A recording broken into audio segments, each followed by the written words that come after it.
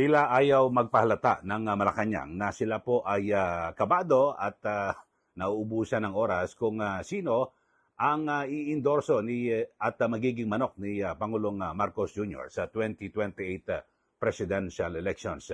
Ito ay matapos na lumabas po ang pinakahuling survey ng WR numero o research na kung saan ay nagsagawa po ng survey July 29 to August 6 na lumilitaw na ito hong si VP Sara Duterte ang patuloy na nangunguna sa survey, presidential survey ho ito para po sa 2028 elections. At nananatiling front runner o nangunguna ito pong si VP Sara. At ni isa man sa mga sabing kaalyado ng Pangulo ay hindi po nakakuha ng mataas na marka sa nasabing survey. At ayon po kay Palace Press Officer Yusek Claire Castro na abala raw po si Pangulong Marcos Jr. Ayun daw ho, no? At ang prioridad daw po ng Pangulo ay yung kanyang pamamahala at wala raw po yung pamumulitika. Ngayon ho. So wala ho, no pansin ho sa Malacanang, Dedma. At sabi ho ni Yusek Claire Castro, trabaho lang daw po ng trabaho ang Pangulo dito po sa kanya at hindi raw po pinapansin yung pamumulitika dito po sa at para po sa 2028 presidential elections. Samantalang si VP Sara Duterte, hindi naman siya namumulitika, di po ba? Siya po ay ginugulpe at tila pinagtutulungan ng lahat po ng kanyang mga posibleng makalaban para po sa 2028 presidential elections. Pero, base po sa survey ng WR numero research, ay siya pa rin po ang nangunguna dito po sa survey at wala akong malinaw na sino man na kaalyado ni Pangulong Marcos Jr. ang dumidikit dito po kay VP Sara Duterte. At base po sa nasabing survey, ay nasa 31% o 31.4% ng 1,418 respondents ang nagpahayag ng kanilang suporta sa posibleng pagtakbo ni VP Sara sa 2028. Pero yun po sabi ni Yusek Castro, wala. Basta tuloy lang daw po si Pangulong Marcos sa kanyang trabaho. Ito, pakinggan ho natin ang pahayag ni Yusek Claire Castro sa naging tanong diyan po sa briefing sa Malacanang Press Corps na kung saan ay yun nga ho, nanatiling frontrunner, nangunguna, numero 1. Ito pong si VP Sara Duterte sa presidential survey para po sa 2028. Ito po si Yusek Claire Castro. Panghuli na lang po, Yusek, tungkol po sa ibang survey, yung sa WR numero. Lumabas po kasi dun sa survey na yon, nasa 2028, frontrunner pa rin po sa pagkapangulo si VP Sara. And kapag tiningnan po natin yung mga nasa top, mukhang wala pong kaalyado si PBBM dun sa mga frontrunners. Ano po yung take ninyo dito, ma'am? Ibig sabihin yan po ay ang Pangulo po ay concentrated sa kanyang pagtatrabaho para maibigay ang nararapat sa taumbayan. Hindi pa po namumulitika ang Pangulo. Hindi po namumulitika ang Pangulo. At siguro ang eleksyon, 2028 pa po yan, saka na natin pag-usapan. Pagtuunan po natin at pinagtutuunan ng Pangulo ang pagtatrabaho para sa taumbayan. At samantala ay bukod ho dyan ay naitanong din ho kay Yusek Claire Castro ang ito namang naging yung latest survey ng Okta Research.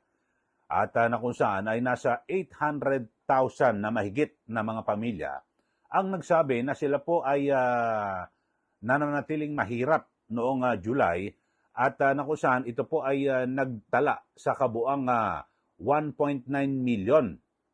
Pero sabi po ni Yusek Castro, kasi marami ho na nagsasabi base po sa survey na sila po ay nananatiling mahirap at tumaas po ito ang mga nagsasabi.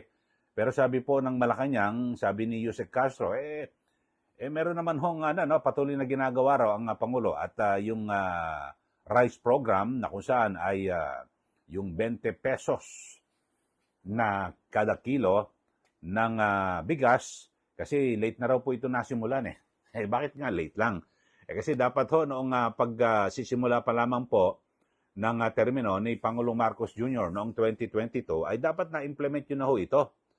Kaya ano man ho itong, kung ito ay may subsidy mula po sa gobyerno o wala, dapat ho na-implement kasi ito ho yung pangunahing pangako ho mismo ni Pangulong Marcos Jr. noong kampanya 2022 presidential elections.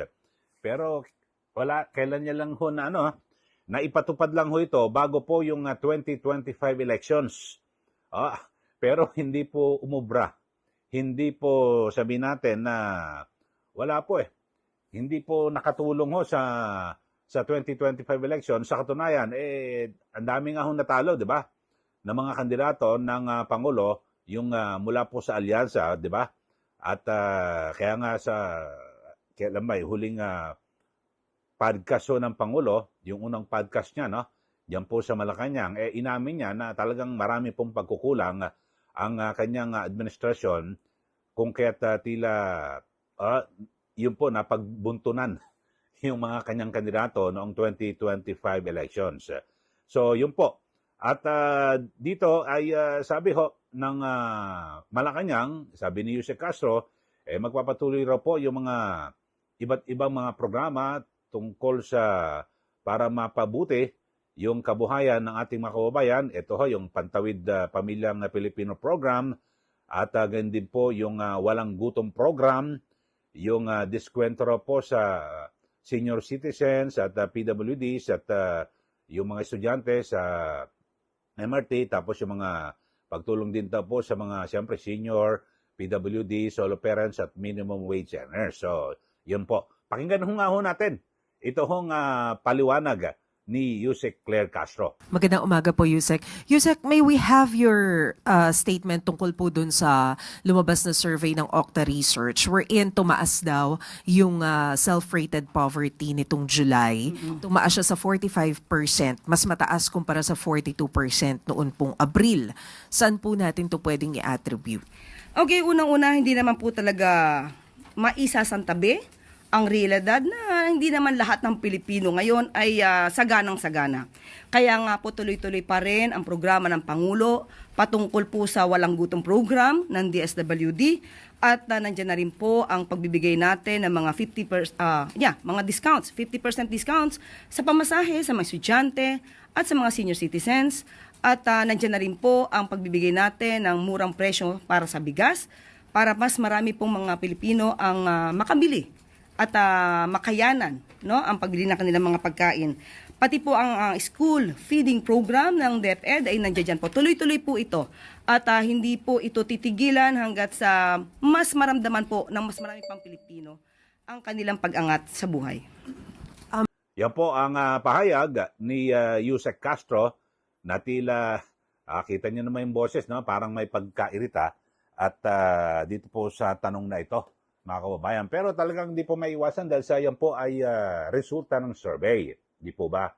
At talaga naman, yung mga tao kung nasisiyan, hindi naman po magsisinungaling yan na sabihin na nahihirapan po sila. Kasi sa ngayon ho, mga kababayan, talagang marami pong nahihirapan. Ultimo yung mga may trabaho na, sabihin natin, yung mga minimum wage earners, sa dami ho ng mga bayarin Tapos patuloy ho yung pagtaas ng presyo ng bilihin. Di po ba? Pati yung mga serbisyo. Diba? Yung singil sa kuryente, o sa tubig, o lahat ho, mga kababayan at talagang walang humpay. Punta ka sa palengke, yung 1,000 mong piso, wala ho Parang pag-uwi mo, parang hindi mangangalay yung kamay mo o braso, di po ba? So, yun ho. Pero bagamat sabi naman po ng Malacanang, ay magpapatuloy raw po yung kanilang pagbibigay ng ayuda.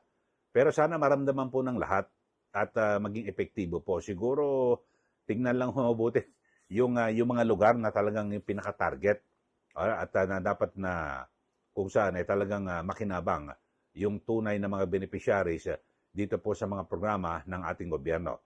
Oy, sa mga kababayan natin na bago lang po sa ating channel, subscribe na po kayo at huwag niyo rin pong kalimutan na i-like at i-share ito pong ating channel. Ulitin natin, yung ating pinag-usapan ho ngayon ay tila deadma at ayaw magpahalata ang Malacanang na medyo parang ninenervyuso. Dahil sa ngayon, ni isa man, no, sa mga sabi natin na malapit to, masasabing kaalyado ng Pangulo, wala po hindi bumabandera sa mga presidential survey at sa latest survey nga ng WR Numero Research, tanging si VP Sara Duterte ang patuloy na nangunguna sa 2028 presidential elections survey at ibig sabihin ho niyan, parang hindi po umeepekto, di ba? Ang dami po ng mga paninira.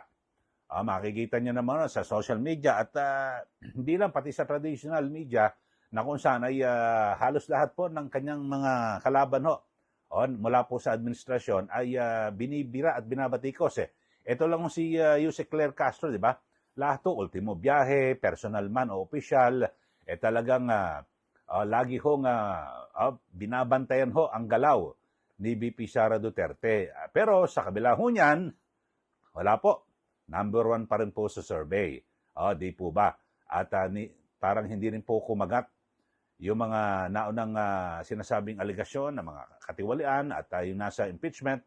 Lalo pat ngayon ay, di ba, na-archive na po yan sa Senado at base na rin po sa naging desisyon ng Korte Suprema na unconstitutional yung proseso, yung ginawang hakbang ng House of Representatives sa paghahain ng impeachment complaint laban po kay VP Sara Duterte. Okay, yan lang po mga kababayan. Muli, ito po si Ka Eli. Magandang araw po sa ating lahat.